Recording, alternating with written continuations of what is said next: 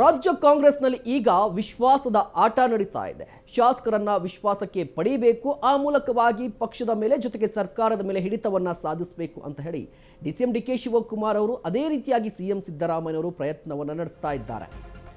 KPCC ಪದಾಧಿಕಾರಿಗಳು DCC ಅಧ್ಯಕ್ಷರ ಜೊತೆ ಡಿಸಿಎಂ ಡಿಕೆ ಶಿವಕುಮಾರ್ ಅವರ ಸಭೆ. ಕೆಪಿಸಿಸಿ ಅಧ್ಯಕ್ಷ ಡಿಸಿಎಂ ಡಿಕೆ ಶಿವಕುಮಾರ್ ಅವರ ನೇತೃತ್ವದಲ್ಲಿ ಮೀಟಿಂಗ್ ಆಯೋಜನೆಯಾಗಿದೆ. ಬೆಂಗಳೂರಿನ ಕೆಪಿಸಿಸಿ ಕಚೇರಿಯಲ್ಲಿ ನಡೆಯುವಂತಹ ಸಭೆ ಇದು.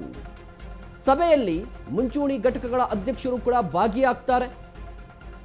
ಸ್ಥಳೀಯ ಚುನಾವಣೆ, ಪಕ್ಷ ಸಂಘಟನೆ ಕುರಿತು ಮಾತುಕತೆಯನ್ನು ನಡೆಸ್ತಾರೆ.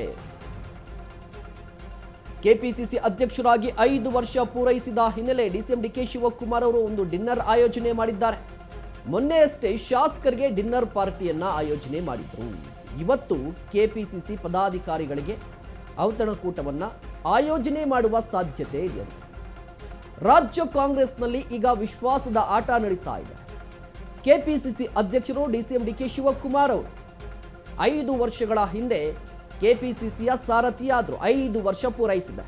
ಈ ಹಿನ್ನೆಲೆಯಲ್ಲಿ ಮೊನ್ನೆಯಷ್ಟೇ ಶಾಸಕರ ಅಂದರೆ ಕಾಂಗ್ರೆಸ್ ಪಕ್ಷದ ಎಲ್ಲ ಶಾಸಕರಿಗೂ ಜೊತೆಗೆ 2 ಬಿಜೆಪಿ ಶಾಸಕರು ಕೂಡ ಇದ್ದರು. ಆ ಶಾಸಕರು ಕೂಡ ಔತಣಕೂಟವನ್ನು ಆಯೋಜನೆ ಮಾಡಿದ್ರು.